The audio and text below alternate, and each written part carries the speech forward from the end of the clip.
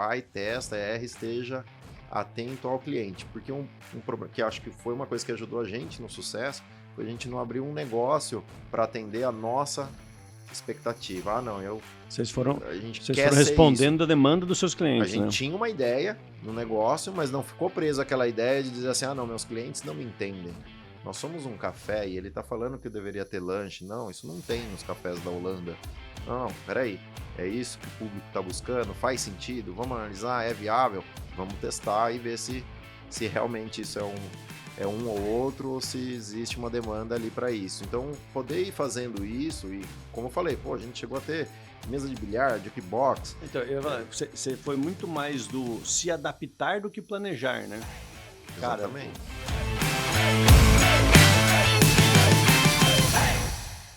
Fala galera, beleza? Mais um podcast aqui da Brasel, em Campinas região no ar. Estamos no episódio 35.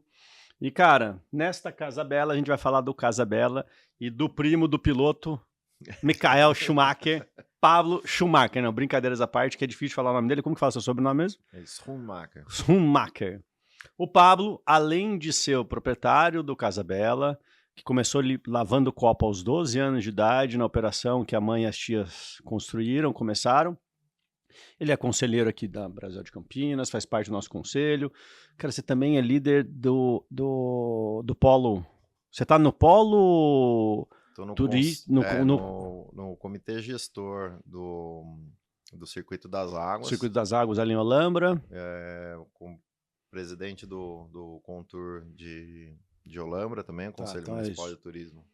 No Contour de Olambra. Cara, super envolvido, cara que ajuda bastante. Na época da pandemia, começou a se aproximar um pouco mais da Brasel. Puta, o que a gente faz assim? Vamos correr atrás daquilo, etc. E aí foi convidado a participar nessa gestão do presidente André. E aqui vem, ajuda, bate papo bastante, participa bastante. E aí, no final das contas, a gente ainda toca bastante piadas aí bacanas durante os encontros.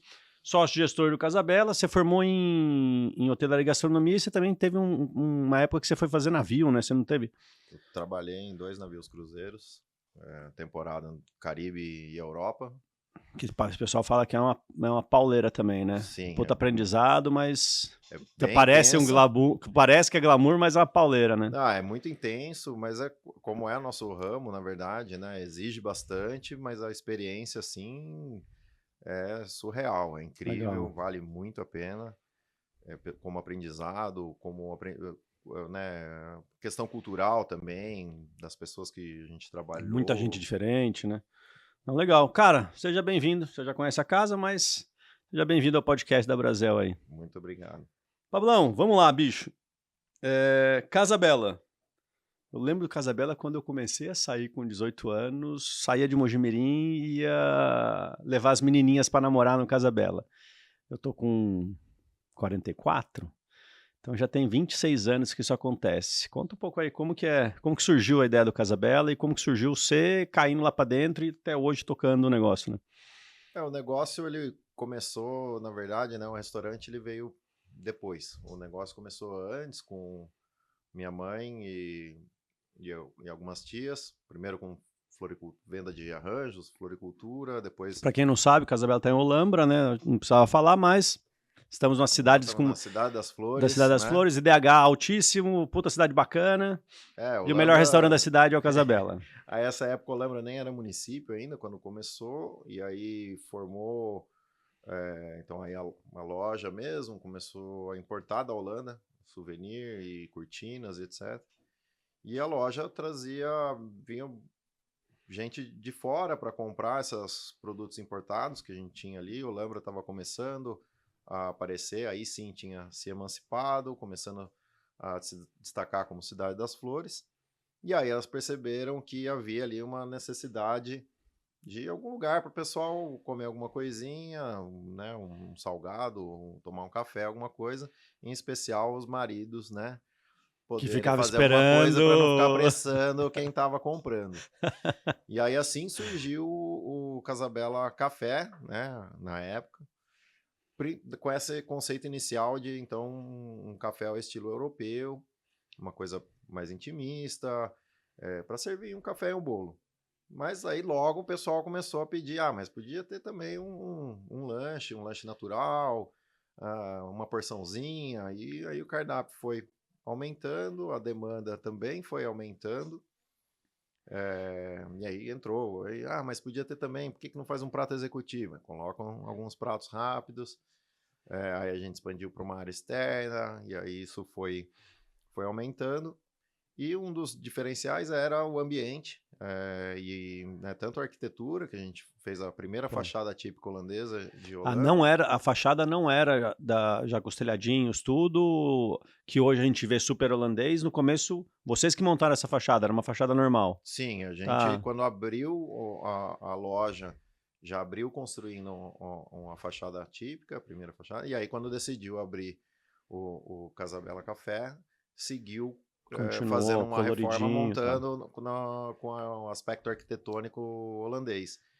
E o ambiente interno também. E aí esse foi um dos, também dos diferenciais, né, naquela época, em 94, foi quando começou quando foi a inauguração, que fazia com que pessoas da região, a gente tinha muita gente de Mojimirim, Mogi Guaçu, Jaguariúna, Campinas, indo visitar porque o ambiente era diferente do que se Característico, encontrava, típico, né? né?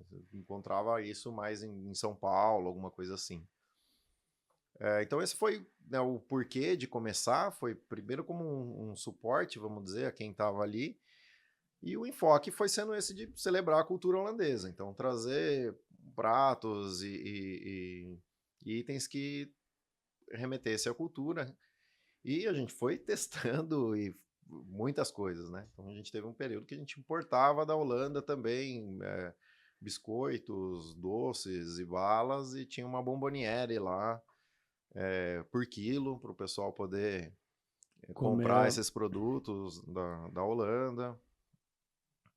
Nossa, aí passamos por várias fases, né? Chegamos a ter café colonial, nos anos 2000, a gente começou com self-service também, então tinha operação de self-service de à la carte, tivemos jukebox, mesa de bilhar, aí tira a mesa de bilhar, aí, né? Então, assim, foi E Pablo, é legal, a gente tá falando do Casabella, né? Mas eu lembro que quando eu ia no começo, só tinha aquela primeira parte, né? Que tem um mezanino ali, tal. Aí depois você teve mais um pedaço pra cá e, cara, o negócio foi expandindo, você foi adquirindo os espaços maiores e hoje você tem uma operação gigante que, inclusive, eu quero levar minha turma para ir lá ver, cara, toda a parte de gestão. E ainda você tem o segundo restaurante, que é o café, né? A gente tem o Fratelli Wine Bar, que a gente abriu tem 2 anos. E as operações de pop store, né, que acontece quando tem os eventos de Expo Flora, enfim, que aí você monta outra operação inteira que a gente estava conversando, né? Sim, a gente tem, então, além do Wine Bar, né, como uma segunda casa, a gente tem a cervejaria Olambir também, fica próximo ali, com uma microprodução de cerveja e um brew pub junto, né? Sim. E essas operações POPs a gente faz, então, em alguns eventos que acontecem em Olambra ao longo do ano aí, são 4 eventos, a gente monta uma estrutura com restaurantes e lanchonete dentro desses recintos. Do pavilhão lá do recinto que tem as... E também a gente faz o trabalho de buffet de festas e eventos, para evento corporativo e social também. Não precisa arranjar rolo pra cabeça, né?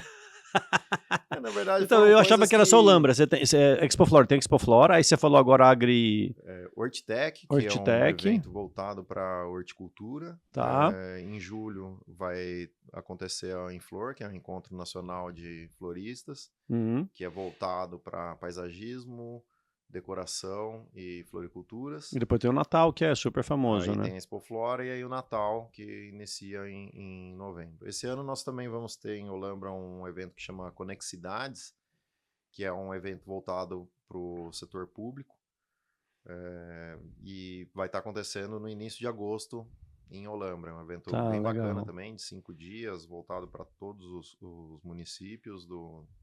Ou seja, quantos meses tem o ano de vocês? Então, com isso... 14, 15, tem uns 15 meses. Aumenta aí alguns meses, né? Esses eventos, eles fazem toda a diferença para nós. Pô, legal. É bem esse conceito mesmo, é meio que o nosso 13º, o nosso 14º, então ele ajuda a dar uma folga Legal. um fôlego na operação, mas assim, primeiro tira o ar da gente para Pô, depois não, você tava, poder... antes da gente começar o podcast aqui, a gente, não sei quem tava falando semana passada, retrasada, ele falou, cara, pô, eu tô na correria porque eu tô fazendo 4 restaurantes para trabalhar uma semana, né? E agora a gente encontrou.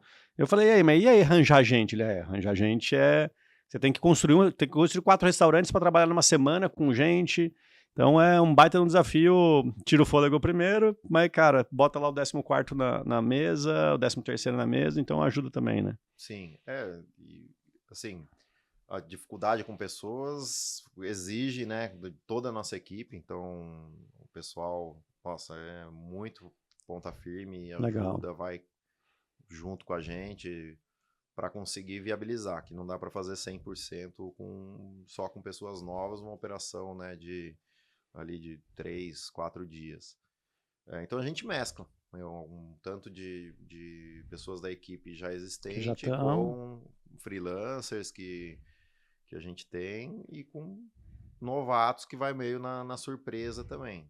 E nisso a gente muitas vezes tem que aumentar né, sobrecarregar. Você dorme nesses períodos ou não?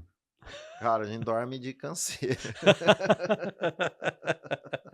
Cara, vai dormir às 4 da manhã, volta às É, 7 e, cara, morre depois, né? Depois dorme. descansa, né? Oh, cara, que massa, Paulo. Parabéns, cara. É super legal ver.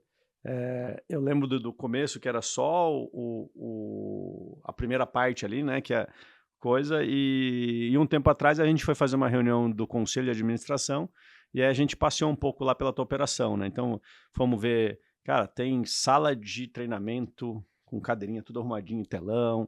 Cara, um baita de um processo de gestão de estoque, gestão à vista, etc.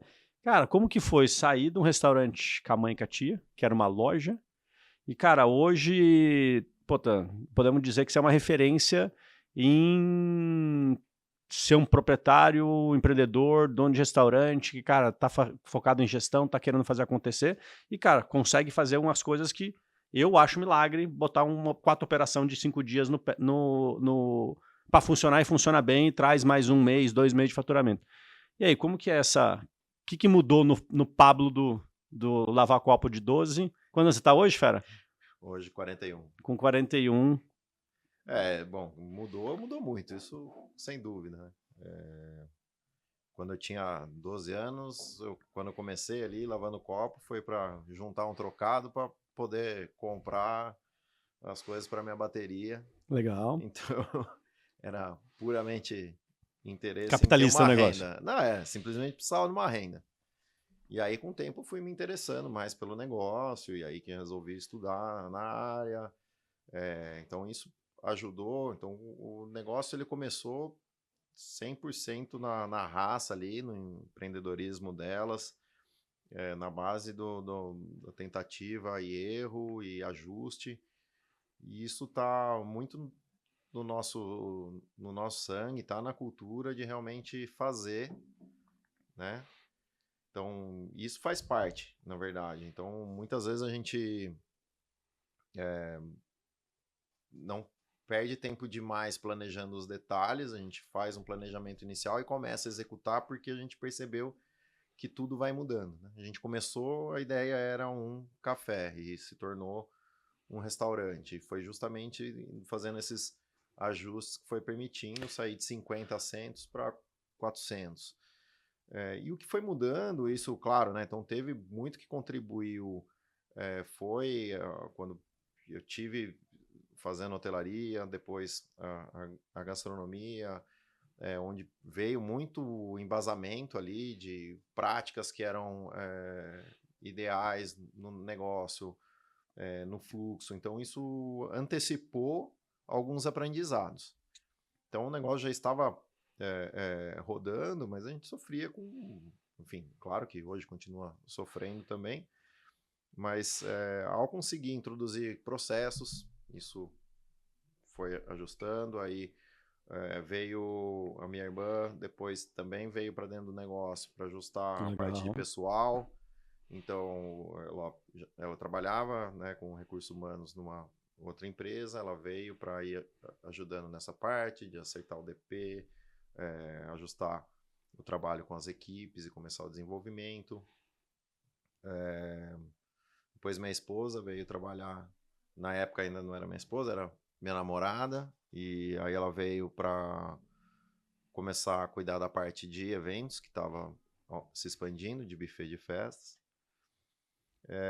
Então, assim, conforme a gente foi estruturando os processos, distribuindo melhor as atividades e atribuindo as responsabilidades, isso foi melhorando a gestão e permitindo o crescimento melhor. Então, gerar informações mais interessantes através do sistema de vendas, analisar relatório de venda para fazer a composição de cardápio. Foram pequenas coisas que a gente foi fazendo e foi melhorando. Na verdade, assim, né, o nosso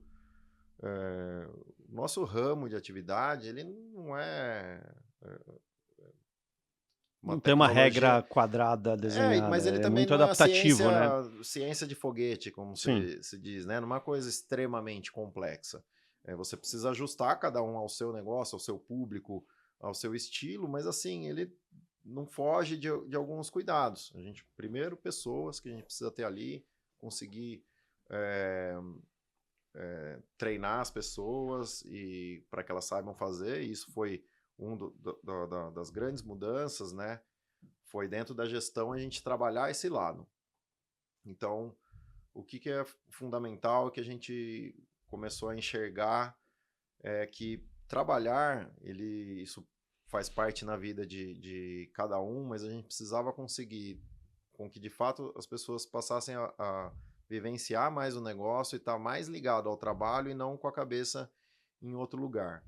Então, a gente partiu de duas coisas fundamentais. Um é trazer para a equipe de base a autonomia com responsabilidade. Tá. Então, a pessoa precisa ter autonomia para fazer o trabalho dela. A gente não pode estar lá no cangote da equipe de cozinha. Você lembrou de colocar o sal? Toda hora perguntando, você colocou alho no tempero? Eles têm que ter autonomia para poder cozinhar, mas não pode ser uma coisa solta, eles têm que ter a responsabilidade pelo resultado. Mas para que a pessoa tenha essa autonomia, ela precisa também de duas coisas. Ela precisa saber fazer e ela precisa querer fazer. E aí o saber fazer está na nossa mão, né? Em ensinar, então ter os processos claros para que eles consigam executar. E aí, no fim, vai depender então realmente só da vontade dessa pessoa. E aí duas Já coisas. tem vontade, aprende. Exatamente. Então, a partir dali, de conseguir ir distribuindo o conhecimento e não ficar com isso preso, e com a grande frase que eu gosto de usar, que pior do que você treinar um funcionário e ele ir embora, é você não treinar e ele ficar. Então, a gente foi sempre pensando nisso, de como a gente consegue transmitir conhecimento para a equipe, que foi o que ajudou a permitir esse crescimento, né? E fazendo isso por etapas. Hoje, se a gente começasse de cara com um negócio de 400 lugares, muito provavelmente a gente não aguentaria manter isso até conseguir se estabelecer no mercado e ter o nome que a gente conseguiu construir e se manter. Pablo, 2 pontos aí que eu queria aprofundar um pouco contigo. O primeiro, você falou, cara, hoje tua esposa tá no restaurante, sua irmã tá no restaurante, você tem outros familiares e como que é essa questão de estar num empreendimento, uma empresa familiar ou numa família empresária? E o segundo ponto é, cara, você está falando bastante de gestão de pessoas, de processos, acredito que nem sempre foi assim. Teve algum momento que, cara, ou a gente vai resolver isso, cara, teve algum turning point, assim, teve algum momento que falou assim, cara, se a gente não parar e começar a organizar processo, ou começar a cuidar bem das pessoas, ou trazer a minha irmã para fazer o RH, enfim, teve um momento que falou assim, cara, a gente precisa botar a mão na gestão, senão a gente vai sofrer? Teve este momento ou foi um negócio que não tem um um marco histórico para isso? Então, vamos lá. Primeira Família. pergunta em relação a trabalhar em família, em uma empresa familiar, né? Então, um pouco dentro da história, a gente começou com minha mãe e com minhas tias, aí eu fui trabalhar lá, e aí cheguei ao momento que eu estava trabalhando, né, com a mãe, com a esposa, ou no caso da minha esposa, trabalhando com a sogra, né? Isso, claro, é um desafio de você estar misturando negócios e família, e etc. Mas a gente conseguiu ir. A gente fez trabalhos juntos também com consultores para ajudar a realmente profissionalizar, tentar separar o máximo possível. Depois, os sócios fundadores deixaram a executiva em si, né, a operação. Hoje eles não estão mais na operação, mas a gente constituiu um conselho. Elas continuam sendo sócias, mas não estão no dia a dia. Exatamente. Tá. Então, elas fazem parte do conselho de acionistas. E aí a gente tem reuniões periódicas, tem uma reunião mensal com eles. Legal. E com o resto da equipe, né, com minha irmã, minha esposa e a Silvana, que cuida das lojas. A gente tem uma reunião trimestral para prestar contas, e onde, né, então a gente tem a pauta fixa do que a gente precisa apresentar. Legal. Então essa profissionalização também ajudou, permitiu. E isso veio uma consultoria um tempo atrás, gente ajudar vocês a definir este modelo e organizar e coisa. Ou Sim, foi, tá. sim. Legal. Então isso ajudou a profissionalizar, deixar claros os papéis, a deixar os sócios mais tranquilos e entender melhor como que eles poderiam nos ajudar mais, e a nós também ter a autonomia e a responsabilidade que a gente precisava dentro do negócio. Em relação a um turning point, a gente não teve um evento específico ou algo assim, mas a gente começou a perceber de que o negócio estava crescendo e a gente estava começando a perder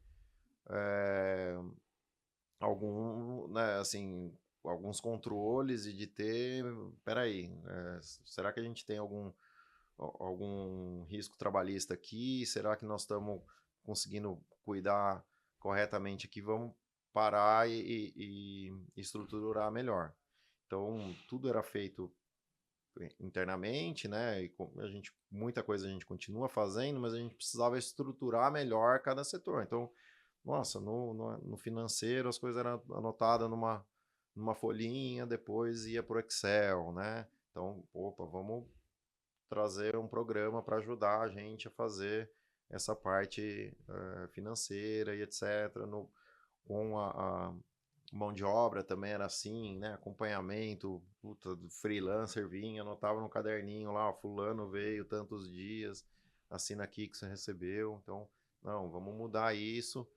Então, foi conforme foi crescendo, que a gente começou a pensar, daqui a pouco nós não vamos ter como expandir mais, porque nós vamos estar presos em nós mesmos. Foi essa percepção de que havia potencial para crescer, mas que a gente não tinha estrutura suficiente, organização suficiente para poder crescer. Parte disso, claro, veio até pelo próprio aprendizado, né, na faculdade e no MBA, de ver, peraí, tem algumas coisas... Existe essa ferramenta aqui, vou botar lá, né? Precisa ter para minimamente conseguir acompanhar bem o negócio, poder avaliar rapidamente se a coisa está indo bem ou não, e poder tomar as decisões. Então, a tomada de decisão, às vezes, ficava difícil por não ter todas as informações necessárias. Legal. Cara, quantos funcionários você tem hoje?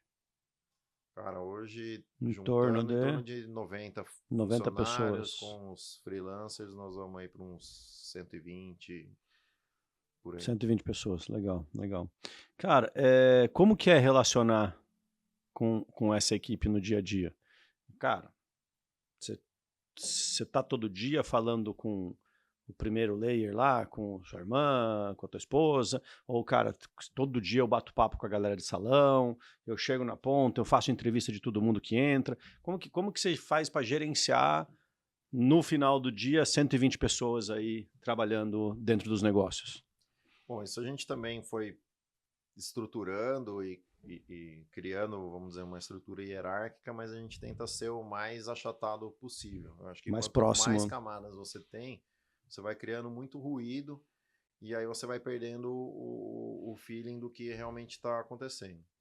E às vezes eu preciso me segurar, porque como, né, eu comecei lavando copo, eu sou um cara muito do Da fazer lá e operação, da mão me na massa. envolvo muito. Então, às vezes, o pessoal da equipe lá, né, sabe que às vezes eu estou em cima do telhado olhando a caixa d'água que parou de Vou botar você encher. pra bater papo com meu irmão. Então não tem pau para qualquer obra, mas claro, precisa ter, né, uma vez que a gente cresceu, também é preciso ter uma estrutura de responsabilidade de cada um. Como que é seu dia a dia, mais ou menos um dia comum seu aí, Cara, eu com relação a tenho. pessoas? Minha interação maior hoje é com os diretores, né? Que é minha irmã cuidando da parte administrativa, minha esposa cuida da parte de alimentação, a Silvana, que cuida da parte da loja de souvenir e de roupa, e o Marcelo da cervejaria. E com base nisso a gente traça, tem os acompanhamentos, as métricas de indicadores que cada um tem para a gente fazer o acompanhamento. E aí esses indicadores eles têm que ser cascateados para Desdobra pra baixo, baixo. desdobrado em itens que sejam mensuráveis na ponta. De novo, pensando na autonomia e na responsabilidade, então lá na ponta a pessoa tem vai ter algum indicador que esteja ligado às metas que a gente tem do grupo. Então, ligado a Você montou um BSC. em faturamento. Isso. Então, por Tá. exemplo, ligado a faturamento, putz, se eu quero ter um faturamento X nesse mês, isso quer dizer que eu preciso ter um ticket médio de tanto com tantas pessoas. Então, eu tenho uma meta para o salão com o número de pessoas e o ticket médio. Mas para garantir que eu tenho esse giro de pessoas, a minha cozinha precisa estar rodando rápido. Então, eu tenho uma meta de tempo de pratos para que o prato saia Prato rápido e eu para consiga conseguir manter o atender. giro dentro do meu salão. E aí, só que eu também preciso ter o custo por dentro. Então, tem o CMV e a CMV aqui. meta de outros setores. Então, cada setor acaba tendo metas que estão ligadas, de alguma maneira, aos grandes números do negócio. Isso é uma coisa que ajuda no engajamento da equipe, de eles entenderem o real. Então, até, né, da pessoa que cuida da louça suja, que está acompanhando o quanto de resíduo está voltando da, dos Dos pratos, que é um pratos, né? sinal de que ou a comida não está boa, afeta a nota O do cliente, atendimento. ou está vinculado ao custo que não está seguindo os padrões de receita e está indo comida demais.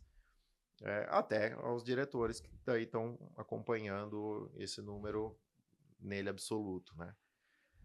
Mas eu tô todo dia lá né, no negócio, gosto muito de andar pelos setores, ver o que está acontecendo, conversar com as pessoas, entender na ponta o que está acontecendo e trabalhar na melhoria contínua, né? A gente conseguiu implementar, por exemplo, o 5S Legal. dentro da cozinha, então justamente com esse olhar, né, quem cuida, a gente tem uma pessoa que é a responsável pelo 5S na empresa. Então, isso também foi uma coisa que ajudou ter um guardião dessa ferramenta e isso permeia todos os setores, né? Então, a Tamira cuida disso, ela tem uma equipe de auditores e a gente tem diariamente a auditoria do 5S nos setores e isso compõe a gestão à vista de cada setor com uma nota de quanto que ele tem de 5S. Legal. Isso ajuda na organização, ajuda na forma de pensar da equipe, na busca de melhorias, evitar desperdícios, na profissionalização em si. Então, isso também foi uma ferramenta bem bacana que a gente colocou para rodar lá. Legal, legal.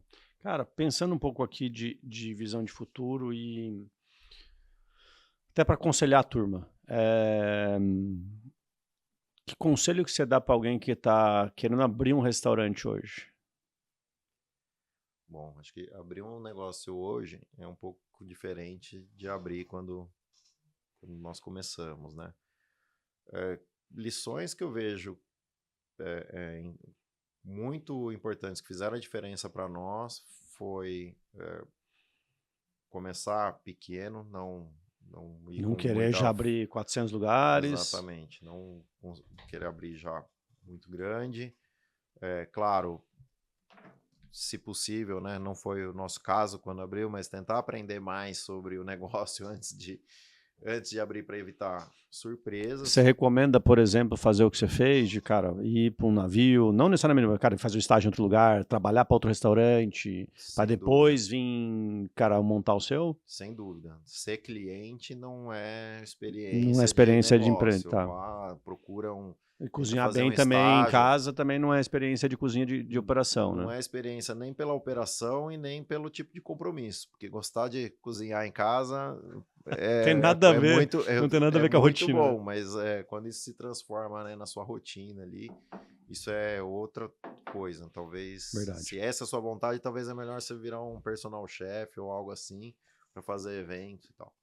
Mas e aí esse negócio de você começar pequeno é o que permite você ir errando rápido e barato. Então isso também é outra coisa. Vai, testa, erra, esteja atento ao cliente. Porque um problema que acho que foi uma coisa que ajudou a gente no sucesso foi a gente não abrir um negócio para atender a nossa expectativa. Ah, não, Vocês foram, a gente vocês quer foram ser isso. respondendo a demanda dos seus A clientes, gente né? tinha uma ideia no negócio, mas não ficou preso àquela ideia de dizer assim: ah, não, meus clientes não me entendem. Nós somos um café e ele está falando que deveria ter lanche. Não, isso não tem nos cafés da Holanda. Não, não, peraí. É isso que o público está buscando? Faz sentido? Vamos analisar? É viável? Vamos testar e ver se realmente isso é um ou outro ou se existe uma demanda ali para isso. Então, poder ir fazendo isso e, como eu falei, pô, a gente chegou a ter mesa de bilhar, jukebox. Então, você foi muito mais do se adaptar do que planejar, né? Cara, Exatamente. pela história que você está me contando, a gente foi muito, a gente tem um sucesso muito grande em adaptar às situações rapidamente e, cara, evoluir com isso. E se tornou um puta de uma referência de restaurante. Do que, cara, eu vou montar para ser isso e, cara, não vou ouvir o cliente, não vou ver e, eventualmente, eu vou correr risco de dar certo ou dar errado, né? Exatamente. E se você consegue de alguma forma ir fazendo esses testes, né? Isso vale. Tem um case de um cara lá de Olambra também. Pô, ele começou com um trailer, o negócio deu certo, ele abriu uma loja física. Pô, isso faz todo sentido. Ele validou, o produto dele teve aceitação, ele já tinha ideia de quanto ele vendia, e aí ele foi arriscar com um aluguel fixo, com equipe fixa, etc. Então esse é um exemplo de um errar rápido e barato ali, que se desse errado, ele vende o trailer para outro, você não tem tanto equipamento, você, né? Sim. Em coisas assim, a gente incentiva às vezes até o pessoal, pô, para aumentar a receita, você é um bar, tenta abrir na hora do almoço e fazer uma receita adicional, por exemplo. Ah, mas eu não sei como que eu vou fazer com a equipe e tal. Cara, testa primeiro, faz um teste, combina com a equipe ali, vamos fazer um teste de um mês. Se o negócio vingar, aí você monta uma outra equipe, contrata ou faz os investimentos que precisar, mas faz um teste rápido e barato primeiro, valida e vai para frente. Acho que isso é uma coisa que ajuda, né, na decisão do negócio. E para abrir, claro, tem que estar atento ao mercado. É o que eu falei, não adianta você querer abrir algo que vai te satisfazer. Não pode ser algo sem alma, mas você querer abrir, sei lá, um restaurante de comida do Alasca, aqui talvez não vai fazer sucesso, né? Então, assim, Não é, você não está abrindo para massagear seu ego, né? Você está abrindo para atender os seus clientes. é um negócio, né? É um No negócio. final é um negócio. Me fala uma coisa, Pablo. A gente falou do adaptar, e agora você falou assim, cara, mas tinha uma alma. É, de lá para cá, com certeza, para vocês terem sucesso, tem algumas coisas que, cara, foram inegociáveis desde que vocês começaram. Por exemplo, a de família é uma coisa que para vocês deve ser negociável. Que valores que sempre trouxeram, que mesmo botando mesa de bilhar, que é completamente diferente do que a gente imagina hoje com o Casa Bela, cara, vocês não deixaram, não, isso aqui a gente vai, isso aqui não interessa, isso aqui a gente tem que fazer, não importa se vai ser com PF, com mesa de bilhar ou com Eisbein. Sim. Uma das coisas que tá assim, entremeado na gente, a gente não consegue fazer meia boca. A gente, como você falou, se for para fazer um PF, tem que ser um PF OPF. bom, um OPF. a gente é ruim para fazer coisa, é, por exemplo, de baixo custo, porque aí a gente quer fazer, não, mas, pô, sei lá, esse guardanapo aqui é melhor, e a diferença, vamos gastar um pouquinho mais para entregar um negócio melhor. E aí a gente se perde, a gente não é eficiente. Todas as vezes que a gente já tentou fazer operações mais enxutas e nunca foi muito nosso forte, porque algumas coisas a gente acaba não abrindo mão de Então, qualidade, por exemplo, padrão qualidade para vocês sempre foi uma lei. Cara, a gente tem que fazer um negócio com uma qualidade bacana, porque, cara, eu não consigo fazer tão econômico. O foco de vocês nunca Isso. foi um econômico. Cara, a gente vai entregar um produto com uma qualidade superior. Isso. Porque a gente acredita muito mais na qualidade, na diferenciação por qualidade, vamos dizer, do que na Perfeito. diferenciação por preço. Aí, outra coisa é realmente essa preocupação, vamos dizer, de estar ali olhando para o cliente. O que ele está pedindo, o que o cliente está falando. Legal. Então, assim, uma coisa que muitos clientes sempre falaram, né? Uma das sócias, a minha tia, a Marta, estava lá toda noite, sábado à noite, 2 horas da manhã, passando de mesa em mesa, perguntando se estava tudo bem, se tinha acontecido alguma coisa, mesa por mesa. Então, essa percepção de estar ali vendo, os clientes estão elogiando, estão reclamando, que falou do tempo de prato, etc., ou o que faltou. A gente tinha um livro, a gente tem até alguns guardados lá, uns livros de sugestão que o cliente, às vezes, podia ter um prato X, um prato assado. Legal. Então, isso também, de realmente ouvir o cliente, estar disposto a tomar uma atitude, isso também é algo que vive hoje. A gente, inclusive, na nossa missão, né, tá lá oferecer uma experiência encantadora. Legal. Então, isso também é algo que a gente vai desde o ambiente, que a gente busca ter um ambiente diferenciado, né, bonito, com flores naturais, com plantas, para trazer uma experiência que seja completa, não só no alimento, né, não só no contato com a cultura holandesa, que é algo diferente, mas assim, vai na seleção da louça, a poltrona que a gente está usando, e a decoração e tudo mais. Legal. Então isso também é algo que sempre viveu, para bem é meio que natural, como eu cresci ali dentro tendo isso para mim também é inegociável. Nós vamos fazer por esse lado, não adianta querer ir na rasgueiragem e fazer de qualquer jeito. Mas vocês chegaram a tentar, você falou, cara, a gente testou, por exemplo, fazer um econômico e vimos que não era nosso DNA. A gente teve uma operação dentro do leilão de flores de Olambra, lá onde a gente fazia a refeição institucional. Eram pros clientes e para algumas pessoas que trabalhavam dentro. E aí lá era assim, era custo total. O cliente mesmo, quem pagava eram as empresas. Quem era o consumidor eram os funcionários das empresas. E aí a gente tinha que lidar com, né, a pessoa que estava ali comendo, às vezes reclamando que, pô, mas essa carne não tá tão legal, é meio dura, podia ser mais macia, mas o nosso cliente, ele não queria, que era a empresa, né, não queria pagar E a por uma marca refeição Casabella maior. estava fazendo os dois, então... E aí a gente ficava, nossa, aí a gente tinha algumas coisas que a gente aproveitava, por exemplo, base de molho, né, e etc, mandava para lá e tal, que não valia a pena você ter 2 molhos de tomate ou 2. Só que aí você já tá com um produto mais premium para tentar fazer a conta já começa a funcionar. Exatamente, e aí, assim, a gente...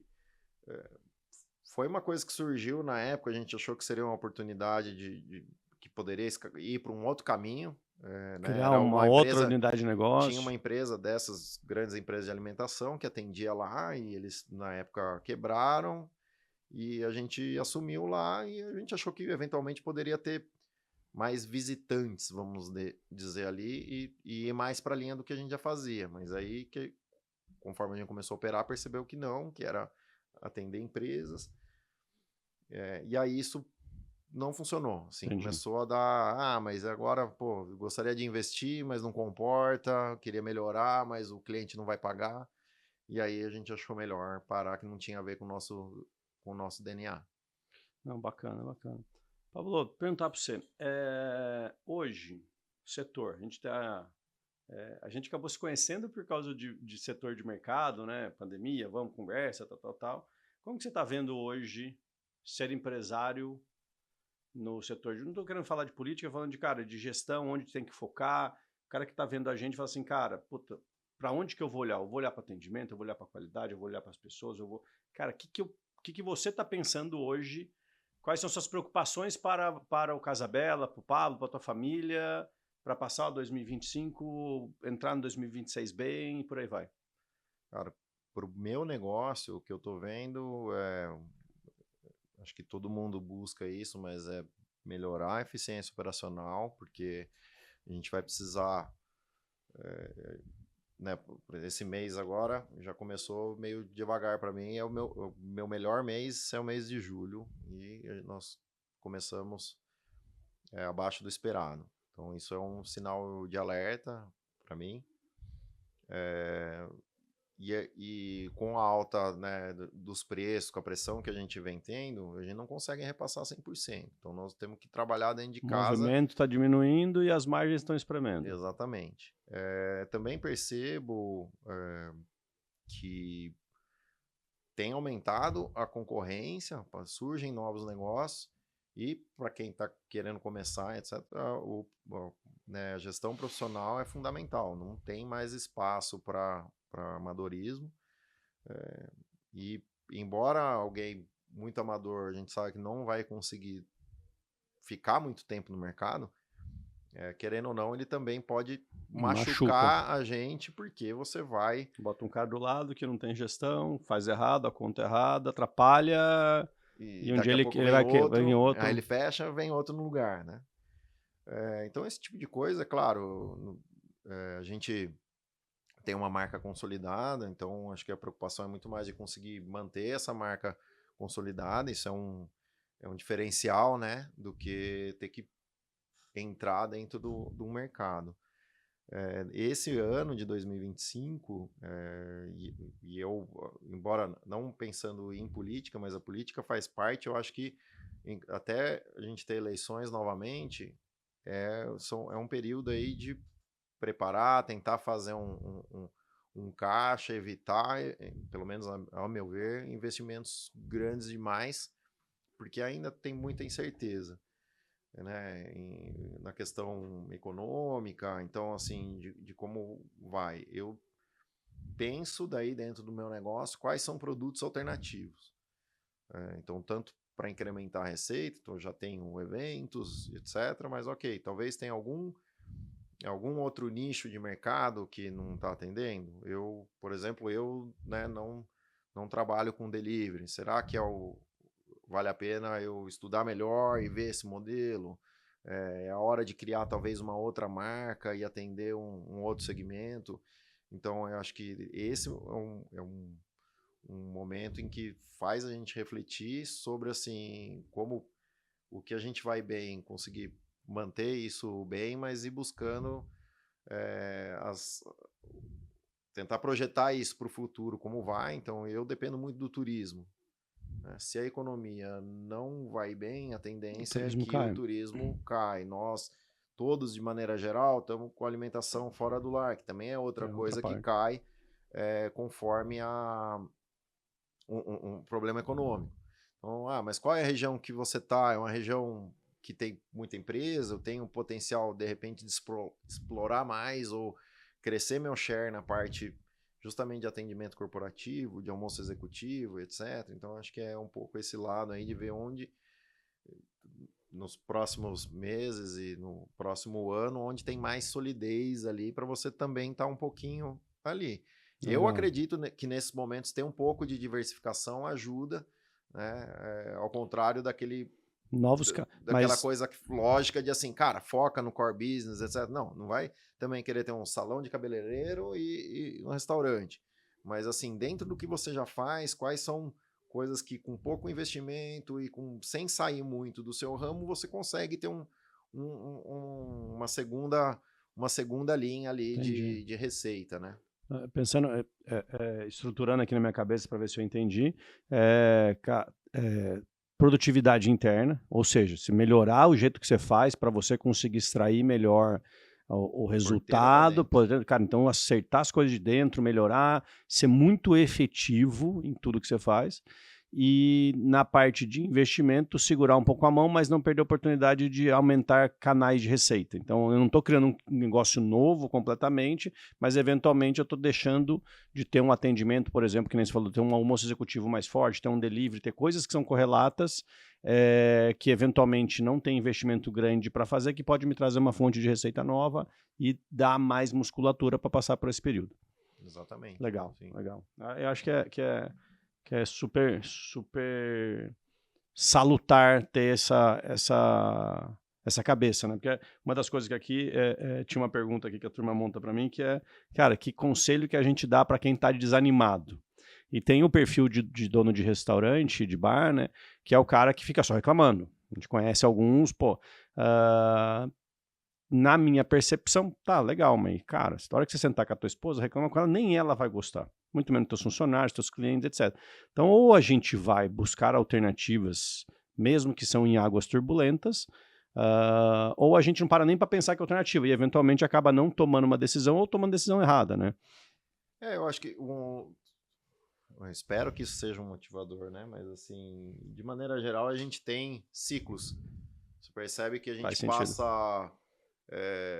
então, por exemplo, pós-Covid a gente teve um boom, aí agora isso vem segura, dando uma caída, mas a gente teve ali na final do governo Dilma, por exemplo, que a gente estava num cenário parecido com o atual, né? Exatamente. A gente tinha uma inflação subindo, tinha taxa de juros bem alta, então assim, fazer investimento era difícil, a gente via que tudo na indústria estava segurando investimento, etc. E tava todo mundo reclamando. Pô, tá difícil o negócio, tá devagar. E aí vem um período onde realmente alguns não aguentam, tem que fechar a porta, e aí isso dá vamos dizer, uma limpada de novo. Quem tem gestão melhor, quem tem um feeling melhor, continua no negócio, e aí ele dá uma melhorada de novo. E aí daqui a pouco aparecem mais concorrências ou muda o cenário, dá uma piorada e assim vai de ciclo em ciclo. Então eu vejo que, cara, aguenta as pontas porque vai melhorar. Claro que você tem que fazer seu trabalho e não só ficar reclamando, não vai fazer nada. Esperando, não vai resolver, né? Mas a tendência é que, sim, depois de um período de dureza aí a gente vai ficando mais casca grossa, vai melhorando. Justamente esse tipo de período faz com que a gente olhe para dentro, pense nos processos, melhore e esteja mais apto para sair de lá. Não, e você vai estar mais preparado, né? Esses dias eu conversei com o Adriano, né? Do Estação Campineira, a gente estava falando exatamente isso, que, cara, no começo da pandemia, cara, o negócio encolheu e ele fez a virada da chave para um negócio adicional, que foi o delivery. Cara, tá super feliz, tá conseguindo performar, tá apanhando pra caramba, aprendendo pra caramba. Então, ele entrou no processo de profissionalização super forte também. Então, eu acho que dependendo da visão, pode ser uma oportunidade de negócio, não para você, cara, performar lindamente, mas, cara, para você estar muito bem preparado para quando a economia voltar a melhorar, você absorver essa melhoria mais rápido, né? Essa que eu acho que é. E no caso do Adriano, né? Você tem algo que era para ser um complemento, agora inverteu e virou um negócio principal. Então é incrível. De novo, a adaptação, o poder adaptativo do nosso setor que tem que ter, né? Se ele ficasse e falar, cara, meu negócio é salão e eu não vou fazer delivery porque, cara, minha comida não chega bem, eventualmente poderia estar num outro cenário que não seria... Se ele tivesse feito um delivery meia boca, não desse a atenção que deveria, então o negócio também não cresce porque ele não tá ali, quando precisa dar atenção não dá, e aí o cliente não recebe, aí ele para de pedir e nunca vai deslanchar, né? Então, eu acho que também é importante, eu acho que para o empresário às vezes é mais difícil falar não, conseguir ver o momento de falar, cara, eu não vou conseguir mexer com isso agora, por exemplo, do que você, né, sair também abrindo um monte de frente. Então agora eu vou anunciar que eu faço festa em casa, eu vou abrir meu delivery, vou fazer marmita, além do restaurante que eu já tenho. Bom, você vai conseguir fazer tudo isso ao mesmo tempo? Às vezes é muito mais prudente falar, não, quer saber, eu vou dizer não, vou fechar meu almoço, vou focar só à noite, do que sair querendo manter tudo. Legal. Cada negócio vai ter sua particularidade, dependendo com o momento, com a forma que você consegue fazer a gestão, o time que você tem, né? Então, E você falou um negócio que, cara, não adianta querer pegar para fazer também e não cair de cabeça, né? Acho que e mesmo que a gente veja, tipo, cara, a gente tem que ser livre do nosso negócio, tem que, cara, ter tempo para você, cara, faz todo sentido, eu não estou tecendo críticas a isso, mas o nosso negócio é um negócio de atenção intensiva, de trabalho intensivo. Nem você falou, cara, eu tô todo dia lá. Mesmo que, cara, a gente entenda que, pô, eu vou trabalhar um pouco mais no estratégico, mas o nosso negócio, o cliente vai lá e, cara, é diferente de você pegar e abrir uma lojinha e vender um produto. Não, nosso cliente está lá 40, 50 minutos, 2 horas, sentado dentro da nossa operação, vivendo a nossa operação. Então, ela exige atenção nossa para lá, porque se eu bobear os últimos 5 minutos do atendimento daquele cliente, eu perdi 2 horas de atendimento porque o cara pisei na bola lá. Então, dono de restaurante, dono de bar restaurante, a hospitalidade é muito importante. Então, se a gente não está fazendo hospitalidade lá, a gente corre risco de atender mal esse cara, né? Acho que o que a gente menos vende é a comida. O que a gente vende é o momento que a pessoa está ali fazendo a refeição. Então, nesse lado, acho que é ilusão você achar que vai abrir um negócio e que você vai passar uma vez por semana lá para fazer uma reunião com o gerente, com a equipe e Tá vai tudo pôr bem. dinheiro no bolso e tá pronto. Claro, tem que ter o equilíbrio na vida, entre a vida pessoal, a profissional, a saúde, o bem-estar, e tem que buscar isso sim. Mas querer começar um negócio ou achar que do dia para noite você agora vai ter 3 lojas, você vai ter um escritório central lá lindo, com móveis planejados, que é isso que é uma Televisão empresa. passando coisa. A empresa não é isso, não é o móvel planejado, não é o escritório, ela tá, como você falou, ela tá acontecendo lá na ponta, é o atendimento com o seu cliente, e é isso que é ter uma empresa. O back office, ele vem depois, ele é consequência da empresa, então não adianta inverter a ordem, você achar que primeiro você vai estar vou delegar tudo, a empresa tem que funcionar sem o dono. Esse é o objetivo final, não inicial. Você vai atingir isso lá para frente. Tem muita milha e eventualmente se realmente para de pé, porque eu acho que alguns negócios até que tem. Eu acho que o nosso negócio, pelo menos a gente vê o histórico, quando se distancia muito, normalmente você começa a perder qualidade. Em qualquer negócio, eu acho que o nosso negócio que é muito demandando de atenção é pior ainda. Você começa a ver que o dono não está lá nunca. Até a própria clientela, você pode continuar, o serviço pode estar perfeito. A clientela gostava de ir porque um dia lá eu cruzava com o Pablo e falava, ô Pablo, como você tá? Tudo bem? Bate-papo, boa. Não que você tenha que estar todo dia, mas eu acho que nosso setor acho que criou a frase do olho do dono que engorda o gado, sabe? Apesar de não ser agropecuária. Pablão, deixa eu falar uma coisa pra você, cara. 3 palavras, você responde rapidão. Você já viu essa... Você assiste nosso podcast, já tem baixado no Spotify. Baixe no Spotify. Podcast Abrazel RMC no Spotify. Tem YouTube também? Como que chama o YouTube nosso? Abrazel RMC, vai lá, tem tudo que a gente coloca. No nosso Instagram também, Abrazel Underline... Não, Abrazel RMC ou Abrazel Underline RMC? RMC. Abrazel RMC. Então siga a gente, assista os podcasts, venha pegar um pouco de conhecimento dessa turma bacana que a gente traz. E agora tem um exercício que eu te falo uma palavra e você fala o que vem na cabeça rapidão. Eita. E aí eu acho que a galera já sabia um pouco. E a galera já sabia um pouco da tua história, então a primeira palavra foi improviso. Improviso? Diversão sempre. Diversão. Tem uma história bacana que eu não vou poder contar de uma piada de Chicago. Vai ficar na expectativa. Se vocês perguntarem depois na conversa lá, a gente entra para contar. Vai ser boa, né? No pretérito perfeito. Resiliência. Resiliência, eu acho que para mim, é fundamental. Resiliência. Cara, voltando de trás para frente, teve algum momento que você já falou assim, puta que pariu, velho, eu vou desistir dessa merda? Teve. Pandemia foi um deles. Cidade turística, então não adiantava, a gente entrou com o delivery, mas isso era só para não estragar nada na geladeira e para você tinha algumas famílias, além das 120, ainda tinha, cara, tua família tinha 3 núcleos da tua família que dependiam 100% do negócio. E E exatamente um pouco antes do lockdown, meu pai foi diagnosticado com câncer no estômago, e aí a gente ainda não sabia como é.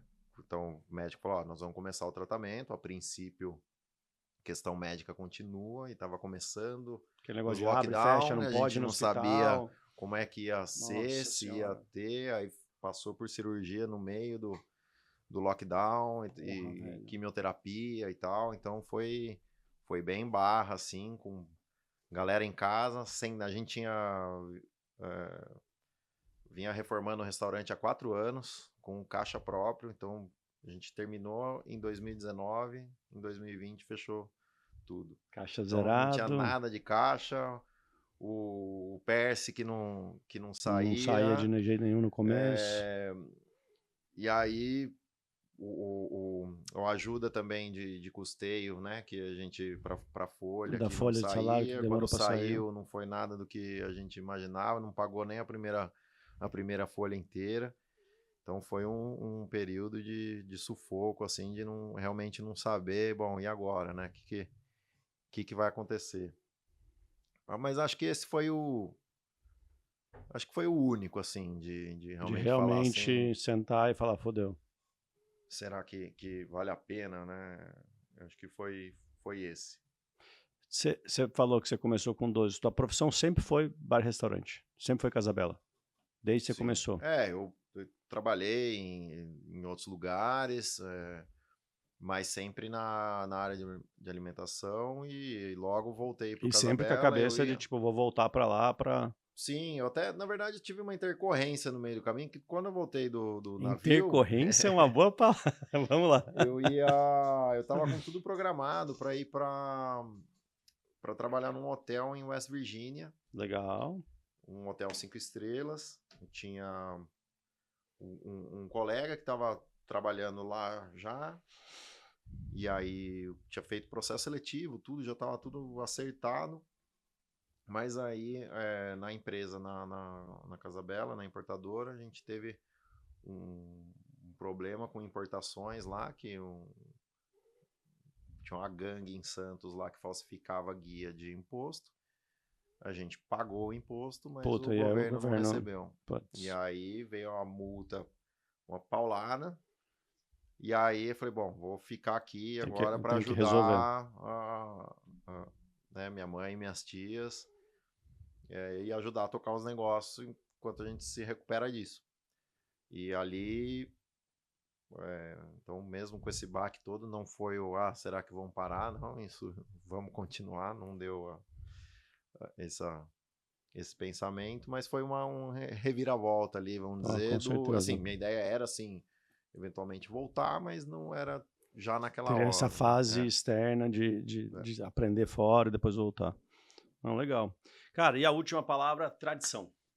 Tradição. Porra, vocês são uma mega tradição lá, né, velho? A família, né, nossa, assim, a minha família é tradicional em Olambra, mas eu acho que assim, a tradição da família, você tanto dos laços familiares, mas de cultivar os valores familiares e a família em si, isso para mim é importante, e para o negócio, é, ele transborda para o negócio.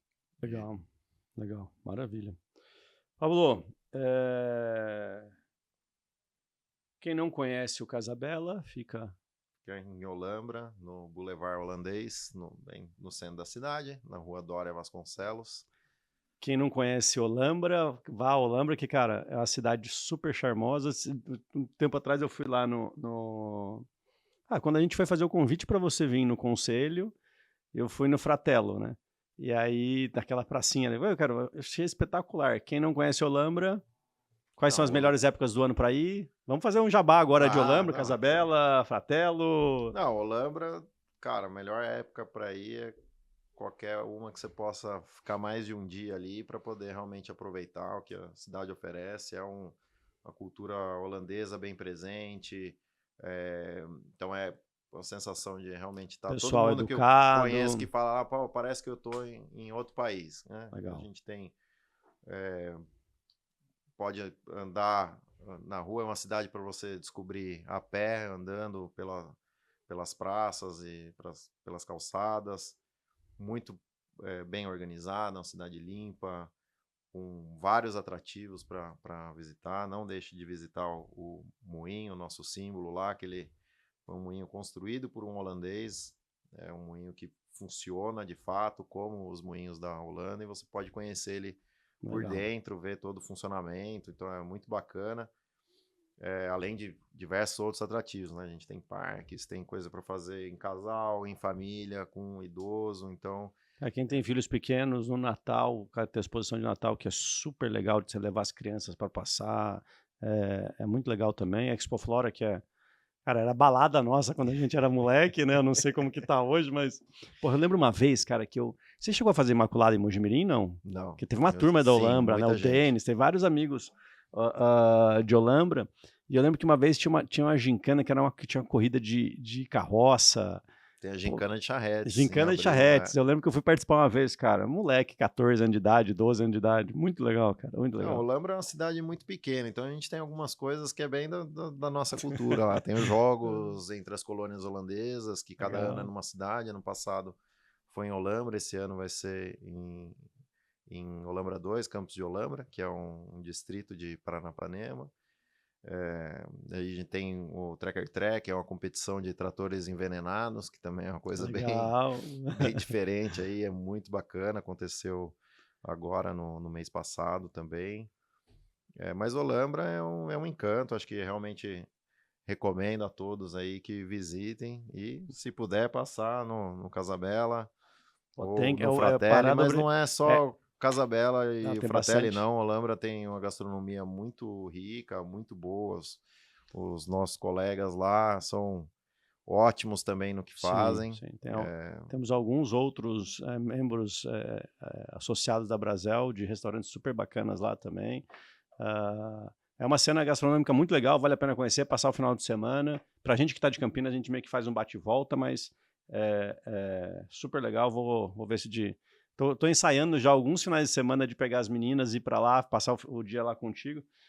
Vamos ver se eu consigo pegar um dia que você está menos atribulado com eventos e a gente ficar batendo papo, tomar uma cerveja lá. Vai ser um prazer. Com certeza. Galera, o seguinte, recados.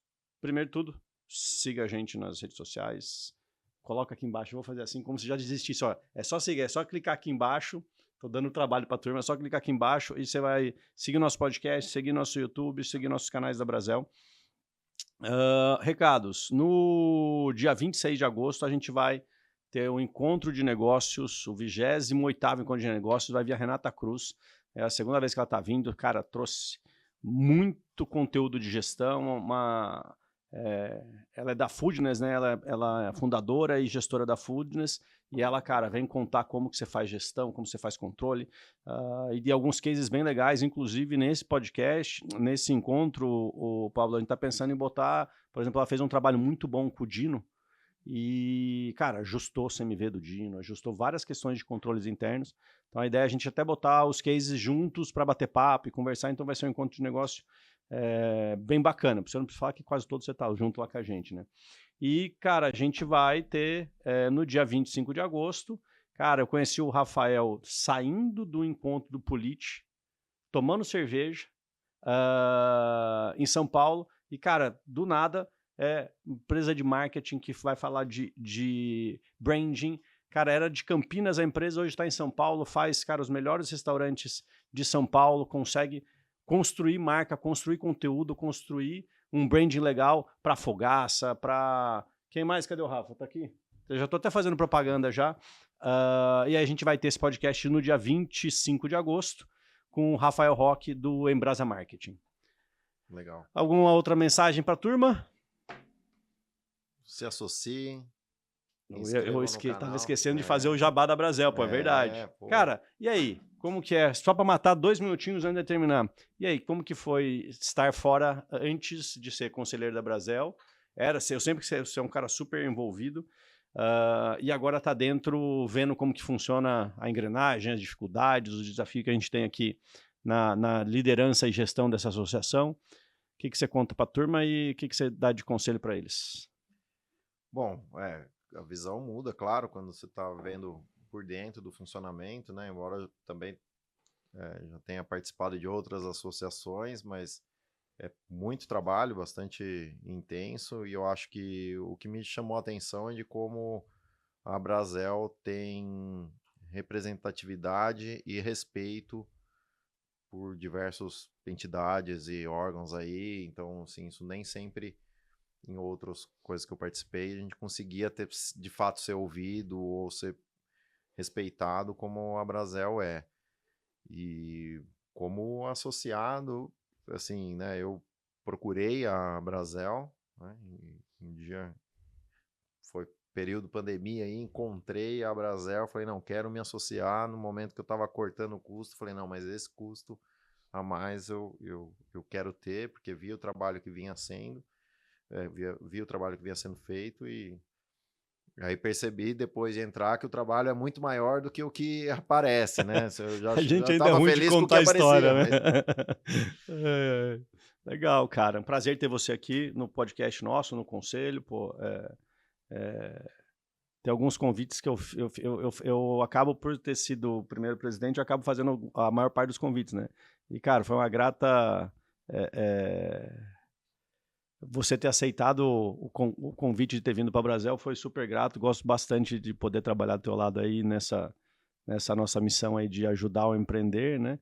E, cara, bora pro dia a dia, pro nosso negócio, fazer vendas, e vamos ver se a gente consegue ainda sentar, tomar uma com as meninas, com a família aí.